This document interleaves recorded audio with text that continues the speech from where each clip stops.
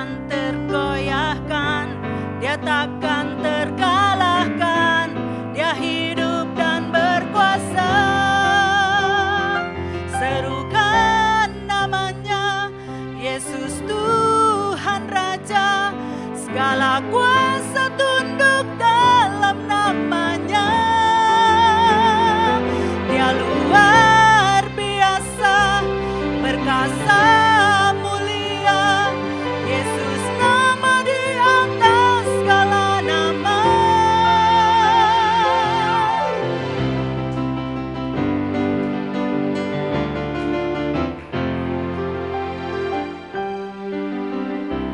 Tuhanku maha besar, Tuhanku maha kuasa, Raja segala raja. Dia takkan tergoyahkan, Dia takkan terkalahkan, Dia hidup dan berkuasa. Serukan namanya, Yesus Tuhan Raja, segala kuasa tunduk dalam namanya. Dia luar biasa, perkasa, mulia, Yesus nama di atas segala nama. Serukan namanya, Yesus Tuhan Raja, segala kuasa tunduk dalam namanya. Dia luar biasa, perkasa, mulia, Yesus nama di atas segala nama. Yesus nama di atas segala nama. Yesus nama di atas segala nama. Haleluya. Engkau Allah yang maha besar, Engkau Allah yang maha kuasa. Terima kasih ya Tuhan buat kesempatan hari ini kami bisa memuji dan memuliakan nama Tuhan. Sebentar kami akan mendengarkan firman-Mu. Tuhan kiranya Engkau beracara. Tuhan mengurapi setiap kami yang mendengarkannya. Terima kasih ya Tuhan, biarlah firman-Mu yang menjadi kekuatan bagi kami, menjadi pelita bagi kehidupan kami. Terima kasih Tuhan, terpujilah nama Tuhan. Hanya di dalam nama Tuhan Yesus Kristus kami mengucap syukur. Haleluya.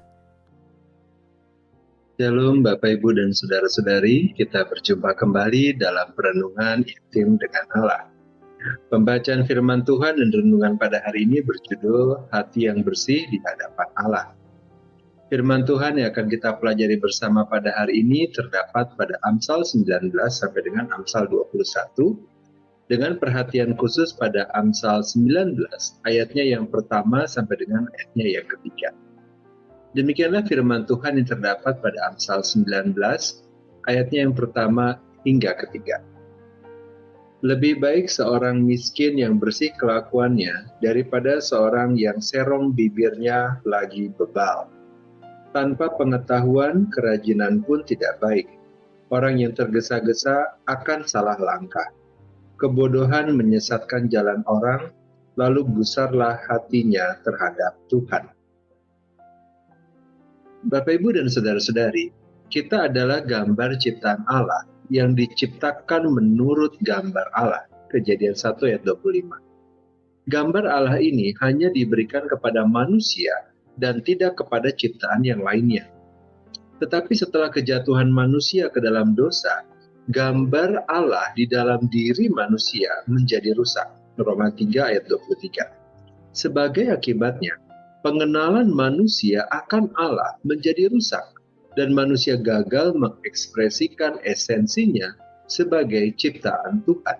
Hosea 4 ayat 6. Maka penting sekali bagi kita untuk mempelajari mengenai Allah, sehingga kita dapat menjalani hidup kita di hadapan Allah dengan hati yang bersih sesuai dengan kehendak Allah.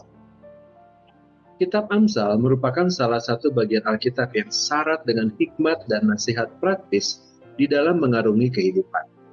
Di dalam Amsal 19 terdapat pernyataan bijak yang memberikan petunjuk hidup yang baik seperti integritas, pengetahuan, keuangan, disiplin, dan semuanya mengarahkan kita kepada kebijaksanaan Allah. Misal, di dalam Amsal 19 ayat 1 ditekankan mengenai pentingnya integritas dengan mengatakan bahwa lebih baik menjadi orang miskin yang hidup dengan jujur daripada menjadi orang kaya yang berbicara dengan penuh dusta. Integritas adalah sebuah hal yang sangat penting dalam kehidupan, karena menunjukkan karakter seseorang yang jujur dan dapat dipercaya. Hidup yang teguh dan jujur mencerminkan kasih dan penghormatan kita kepada Allah. Di dalam ayat 2 dikatakan bahwa memiliki pengetahuan adalah hal yang sangat penting. Pengetahuan seperti apa? Bukan hanya pengetahuan teknis, melainkan terutama pengetahuan mengenai Allah. Memiliki pengetahuan mengenai Allah, apa yang Tuhan inginkan dalam hidup kita untuk kita kerjakan, kemudian kerjakanlah dengan segenap hati dan segenap jiwa, menggunakan seluruh talenta dan sumber daya yang Tuhan berikan, dan semuanya itu untuk kemuliaan Tuhan. Itulah ujungnya, memuliakan Tuhan. Bapak, Ibu, dan saudara-saudari, bagaimana kita dapat memiliki hati yang bersih di hadapan Allah, sebagaimana disampaikan dalam Amsal 19 ini? Yang pertama adalah berpegang teguh pada integritas. Hidup dengan jujur, bertanggung jawab, setia, dan bertindak sesuai dengan nilai-nilai yang terdapat di dalam Alkitab. Hindari berbohong, menipu, dan hidup di dalam kemunafikan. Yang kedua, mengejar pengetahuan yang sejati. Pengetahuan yang sejati adalah sesuai dengan kebenaran sebagaimana terdapat di dalam Alkitab, Amsal 1 ayat 7. Dunia ini penuh dengan pengajaran-pengajaran yang membawa manusia menjauh dari Tuhan. Oleh karena itu kita harus dapat mengenal dan mengejar pengetahuan yang sejati. Apakah ujung dari pengetahuan tersebut akan membawa kita mengenal dan mengasihi Tuhan dengan lebih baik? Atau justru membawa kita jauh dari Tuhan? Jika pengetahuan tersebut membuat kita merasa bisa berhasil tanpa campur tangan Tuhan, jika pengetahuan tersebut membuat kita menjauh dari kebenaran firman Tuhan, maka jauhilah hal tersebut. Kita tidak dapat memiliki hati yang bersih di hadapan Allah jika kita mempelajari hal-hal yang bertentangan dengan kebenaran firman Allah. Yang ketiga, membangun persahabatan yang sehat. Alkitab memang meminta kita untuk dapat mengasihi karena Allah adalah kasih, 1 Yohanes 4 ayat 8. Namun bukan berarti kita mengasihi kesalahan-kesalahan yang diperbuatnya, 1 Yohanes 2 ayat 15. Kita bisa mencoba untuk menjalin persahabatan dengan orang-orang yang memiliki nilai-nilai kebenaran firman Allah yang baik, bukan karena kekayaan atau status sosial. Yang keempat, menghargai disiplin dan pengajaran. Amsal 19 ayatnya yang ke-20 dan 25. Misal, jangan kita menjadi ragu atau menjadi marah jika kita dikoreksi, dinasihati oleh orang lain mengenai kesalahan yang kita lakukan. Kita bisa belajar dari Daud untuk hal ini dalam 2 Samuel 12 ayat 1-13.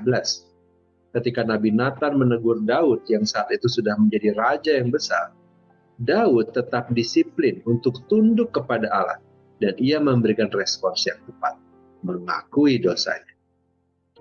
Bapak, Ibu, dan saudara-saudari, selama kita masih ada di dunia, kita adalah dokumen hidup.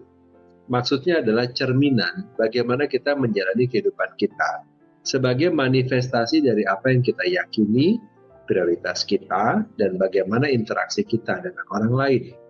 Setiap tindakan, kata, dan keputusan yang kita ambil adalah bagaikan halaman di dalam dokumen hidup kita yang menunjukkan siapa kita dan nilai-nilai apa yang kita pegang. Di masa lalu mungkin sekali kita melakukan berbagai kesalahan karena ketidaktahuan kita atau mungkin karena kebebalan kita. Mari kita bertobat, berbalik dari kesalahan kita, dan mari kita memiliki hati yang bersih di hadapan Allah. Mari kita berdoa. Bapa yang baik, kami kembali bersyukur untuk pembacaan firman Tuhan dan renungan yang telah kami dengar pada hari ini. Kami kembali diingatkan untuk kami memiliki hati yang bersih di hadapan Allah, karena itulah yang berkenan bagi. Di dalam kehidupan kami, seringkali kami melakukan apa yang tidak berkenan di hadapan-Mu, dan dalam kebodohan kami berharap Engkau tidak mengetahuinya. Tetapi Engkau adalah Allah yang menciptakan kami, dan tidak ada satu hal pun yang terluput daripada-Mu. Engkau mengetahui segala sesuatu tentang kami, dan apa yang kami pikirkan, kami rasakan, kami katakan, dan kami perbuat, sekalipun kami tidak menyadarinya atau menyangkalnya. Bagimu tidak ada yang tersembunyi. Oleh karena itu kami mohonkan kepada-Mu, ya Bapa. Ampunilah kesalahan kami dan pulihkanlah hidup kami. Kami rindu dapat memiliki hati yang bersih di hadapan. Terima kasih Tuhan untuk anugerah yang diberikan kepada setiap kami dan keluarga kami. Terima kasih Tuhan untuk penyertaan Tuhan yang tidak akan pernah berakhir dalam hidup kami. Kini kami berdoa dan memohonkan kepada-Mu, ya Tuhan, kiranya damai sejahtera dari Allah Bapa, cinta kasih dari Tuhan Yesus, serta persekutuan dengan Allah Roh Kudus menyertai kami sampai kedatangan Tuhan yang kedua kali. Terima kasih Bapa, di dalam nama Tuhan Yesus kami berdoa. Amin. Demikianlah perenungan firman Tuhan pada hari ini. Sampai bertemu kembali di dalam perenungan firman Tuhan berikutnya. Tuhan Yesus memberkati.